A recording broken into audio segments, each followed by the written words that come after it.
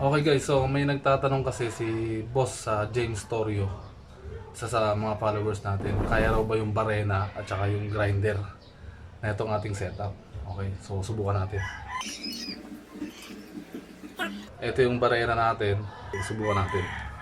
Sasak natin to rito sa ating inverter. Ito yung inverter natin na 6,000 watts na peak, pero ang rated kasi nito is 1,000 watts lang talaga.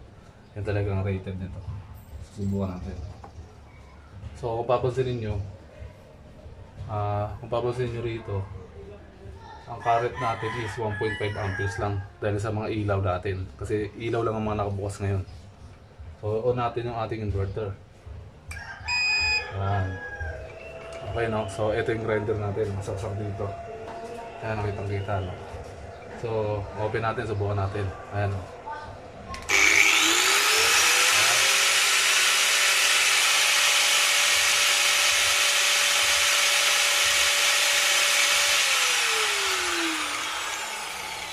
Umaabot siya ng 29.8 amperes kung papansinin nyo rito.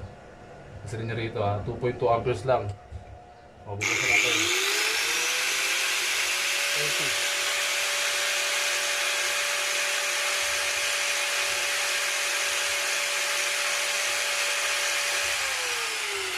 30. Umaabot siya ng 31 amperes. No? 31 amperes. Times 12 mo lang yun. Yun yung pinaka power output niya, yung wattage niya, yung usage. Subukan naman natin sa barena. Ito naman yung ating barena. Ito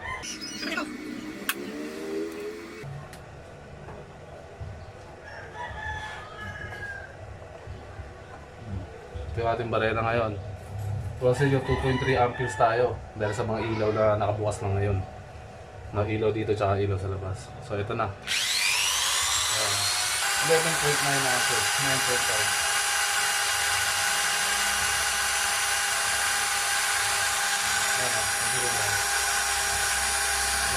Ayan, 9 amperes. Mapalo lang ng 9 amperes to, 9 times 12 lang. Kasi, bakit 9 times 12? Kasi yung 9 amperes yun yung current niya. Yung amperes, no? So, ito times lang sa 12. Yun yung voltage kasi na ginagamit natin. So, 9 times 12.